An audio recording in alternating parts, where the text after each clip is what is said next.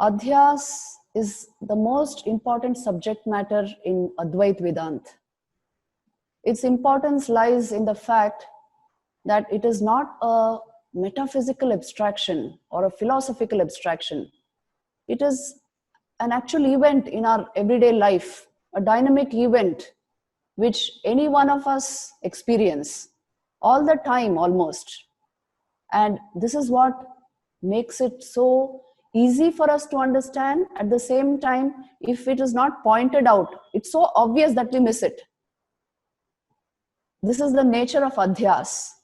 And that is why in all Vedantic texts, again and again, the concept of avidya, ajnan is introduced, Adhyas is introduced, and that is why it is shown, it is repeated that the way out is through knowledge. Because the actual problem is ignorance. Our bondage is of the nature of ignorance, not knowing who we are, and as if that was not bad enough, we know ourselves wrongly. We know ourselves to be body and mind. So this knowledge, this understanding, it's actually a kind of, it's an error, it's an aberration. And Adhyas, by understanding how this superimposition takes place, how this mistaken identity takes place, they are leading us out of this error into the knowledge of our true being, which is the self, which is called the Atman. So unless we feel the truth of Adhyas right here, I am not going to proceed, because Vedanta is like that. It's entirely a first person understanding through a first person experience. And Adhyas has to be understood in our own system. See, right now you can understand it. Let me just give you an example. Our body does not say I. Please see this. The physical system, it's functioning independent of your will. Our heart does not take our permission to beat. The lungs are not functioning with our permission. It's an instrument which is functioning by itself. It does not say I, but I say I am the body. What does this mean? The body does not say I, but I can say I am the body, I am the mind. The mind also, watch and see your thought process. It is going on. It does not say I, but you say I am my mind, I am these thoughts. So what is happening is there is a kind of mixture between I, the Chaitanya, the conscious entity, and the body mind, which are actually your instruments, which are actually objective to your experience, which are non-self-luminous, which means not self-conscious by themselves. But I somehow mix up these two. How we manage to do this is a real mystery, because Adhyas is, you can say something, a fantastic mystery. If you actually observe it for all that it is, how do I manage to superimpose this I sense on my instrumentation, which is clearly objective to my experience? I experience the body as an object. I experience the mind, my thoughts, emotions, everything objectively. You see, you can watch your mind. You can watch your thoughts. When thoughts are absent, still you remain over, watching the absence of thought, which means you are always there. Mind is an object of your perception. Body is an object of your perception. But how do we then say, I am the body and mind? How do we manage to confuse the I sense with these two? And because we assume that I am the body and mind, the rest follows. Then obviously whatever matters to the body and mind is again mine, it's I. Sri Ramakrishna summed it up very beautifully. He used to say, me and mine, this is ignorance. The wrongly misplaced I and all its, everything that clings to it, all its attributes, all this together constitute ignorance. And the starting point of ignorance is this Adhyas, this strange phenomenon in our buddhi, which superimposes consciousness on something which is jada, non-conscious, non-self-luminous by itself, which is an instrument in your hands. Somehow we mix up these two. Right now it is happening. Please check and see. And that is why Advaita Vedanta starts with this, that because this is happening in a strange way, you are mixing up the object and the subject, the unreal and the real, in a strange way. You cannot explain how. Because this is happening, so naturally your understanding is aberrated, confused. And as a result, you are not perceiving reality as it is. You are perceiving it as it appears to be. You just check your mind and see. The psychological process in your mind is usually dominant. So the existential thing, the existential reality of your being has vanished.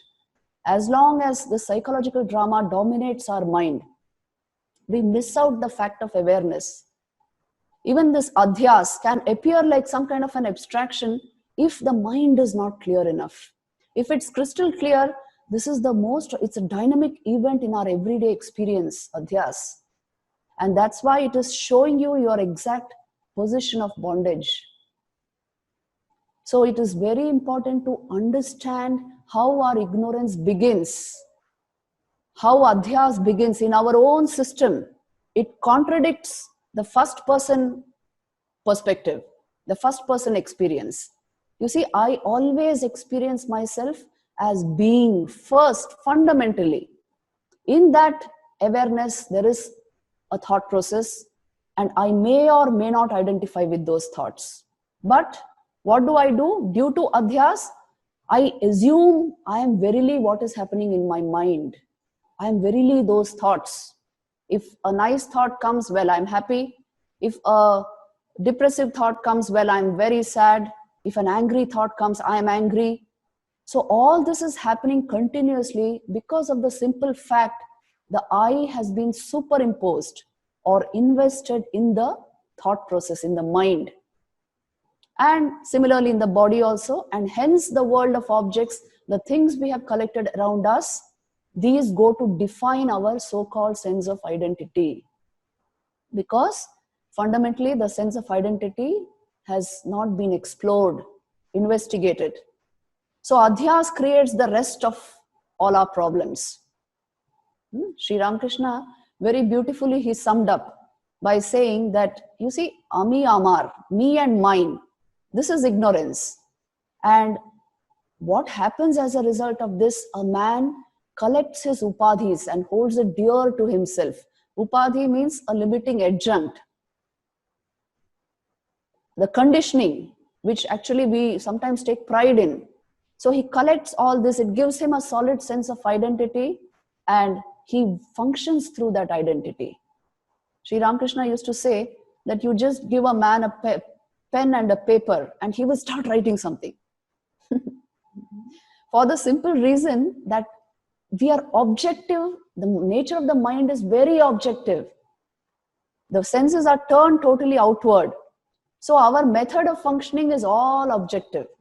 So Vedanta is trying to reverse this process a bit. Just by telling you, check your own experience just now and see. Is thought more dominant or is awareness more true in your own experience? If you check this in a very still, calm, meditative state of mind, you will see whether there is thought or no thought, you are aware. That is why you can feel the presence of thought as well as the absence of thought. You can catch both these states. So whether you will identify with a thought or you will not, whether you will identify with the body or you will not, it's as per your will. You are fundamentally awareness. Mind comes next. And you have the choice to identify with the mental processes or not. And body consciousness comes after that. Again, it's a matter of your choice. This is how the human mechanism is made. This is how it is functioning. But without understanding this basic concept of adhyas, we will not understand our ignorance. And if we don't understand our ignorance, obviously, we are not going to search for mukti, liberation. It will not mean anything to you unless you grasp this concept of adhyas. That's why I'm dwelling upon it all the more. And Shankaracharya gives the greatest emphasis on this in many of his works. So let us be very clear about this concept of adhyas. It is a mysterious phenomenon that has happened. Now we have to find our way out of it. Let us first acknowledge its existence. By definition, as I told you in the last session, it is the combination of truth and falsehood. That is what is adhyas. Satya, Anrita, Mithunikaranam, Adhyasa. And superimposing something on something where it should not be, we are superimposing it there. Like the eye sense is being superimposed on the body and the mind. So this is the nature of adhyas. It misleads us. It is the cause for this error, misperception, misapprehension, due to which we are not able to overcome our ignorance.